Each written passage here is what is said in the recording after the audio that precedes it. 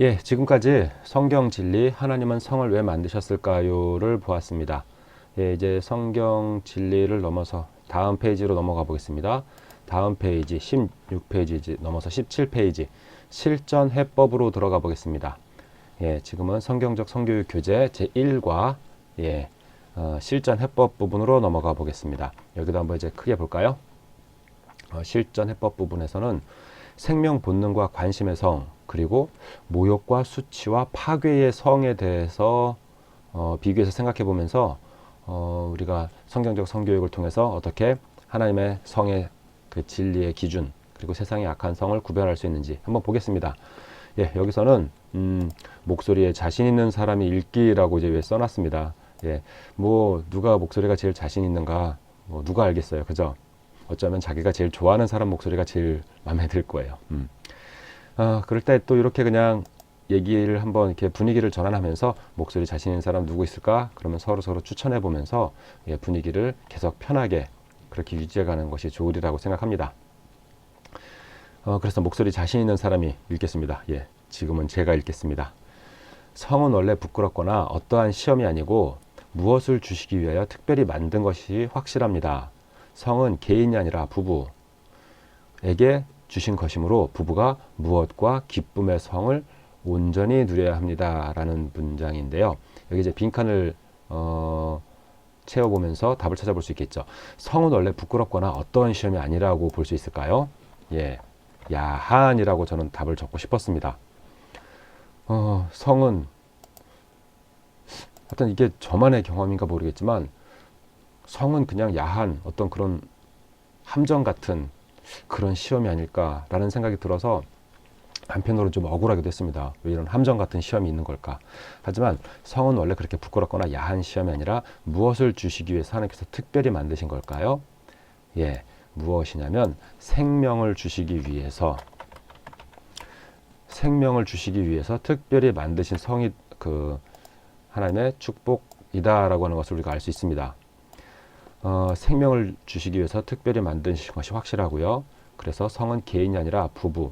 여기서 부부는 창세기 1장 28절 그들에게 말씀하셨습니다. 창세기 1장 28절에서는 그에게 명령하셨다면 이거는 아담에게 명령하셨었거나 아니면 하와에게만 명령하셨을 수 있겠지만 창세기 1장 28절에서 그들에게, 성경 순서상으로 보면 하와가 만들어진 것은 창세기 2장 20절 넘어서이잖아요.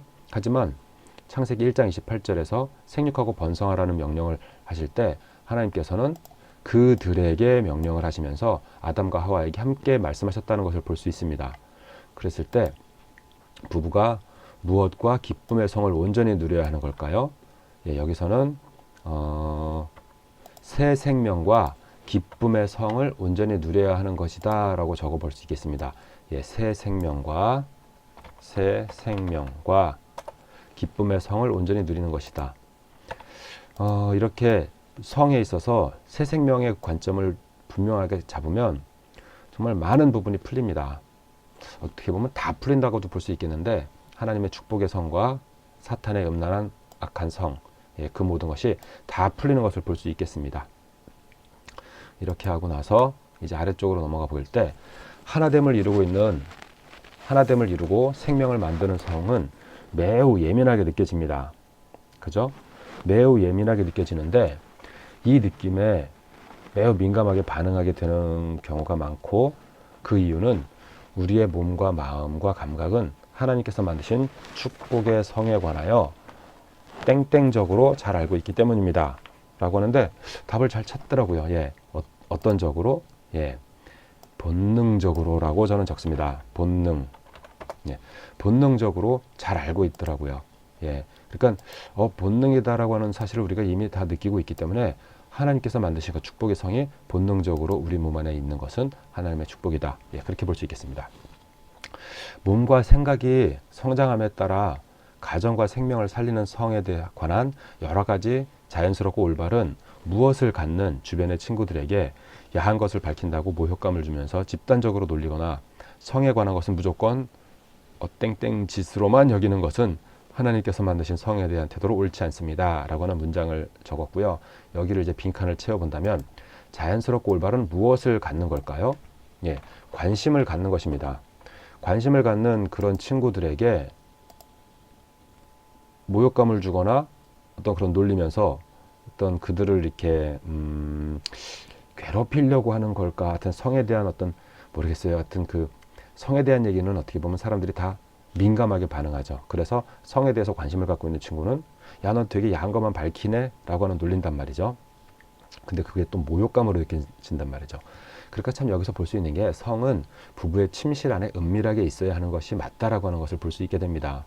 그것을 그냥 관심이 있어도 자기가 조용히 관심을 갖고 있는 게 더 맞겠다라고 하는 걸 볼 수 있겠고, 하지만 우리가 학교 생활 같은 거를 할 때 어떤 야한 거에 관심을, 성에 대해서 관심을 갖는 친구들을 막 놀리고 그러는 것은 나쁜 것인데, 그럴 때 성에 관한 것은 무조건 나쁜 짓으로만 여기는 것, 나쁜 짓으로만 여기는 그것이 저는 오히려 더 나쁘다라고 생각합니다. 예, 그런 내용을 이제 여기다 적은 거고요.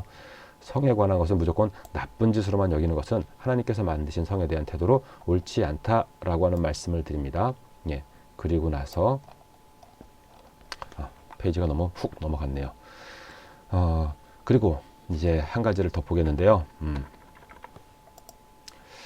거친 표현을 할 때 사용되는 수많은 욕 중에서 원래 뜻이 무엇과 관련이 된 것이 많이 있습니다. 여기서 무엇과 관련된 것이 많은 걸까요? 이게 참 관심을 갖고 한번 보시면 성과 관련된 것이 참 많다라는 것을 알 수 있습니다. 제가 여기서 그 욕을 다 입에 담진 않겠는데요. 성과 관련된 것이 왜 욕이 될까요? 여기서 이제 이 페이지에 그 상단을 보면 생명 본능과 관심의 성인데 모욕과 수치와 파괴의 성을 지금 얘기하고 있죠. 그러니까 성과 관련된 어떤 그 내용들이 욕으로 쓰이는 것은 성이 모욕과 수치 그리고 파괴적인 어떤 그런 마음과 그런 어떤 공격을 하게 된다는 거죠. 그래서 욕은 정말 성과 관련된 것으로 욕을 할 때 가장 모욕감을 느끼고 수치심을 느낀다. 누가 언제부터 그렇게 쓰기 시작했는지는 모르겠습니다.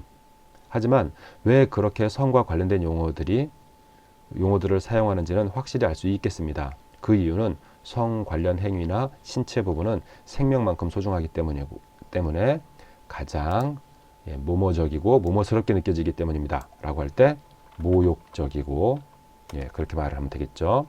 그리고 무엇으로 느껴지기 때문에 수치스럽게 느껴지기 때문에, 이게 저만 그런 게 아니라 욕을 들은 사람도 그렇고 욕을 하는 사람도 그렇고 가장 모욕적이고 수치스러운 그런 감정을 전하고 그런 공격을 하기 위해서 욕을 하는 거잖아요. 그렇죠?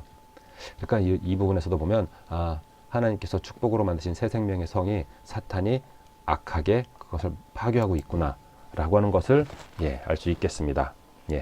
이렇게 해서 어떤 생명과 본능과 관심의 성 그리고 수치와 파괴의 성을 비교해보는 그런 지금 과정을 이 페이지에서 보았습니다.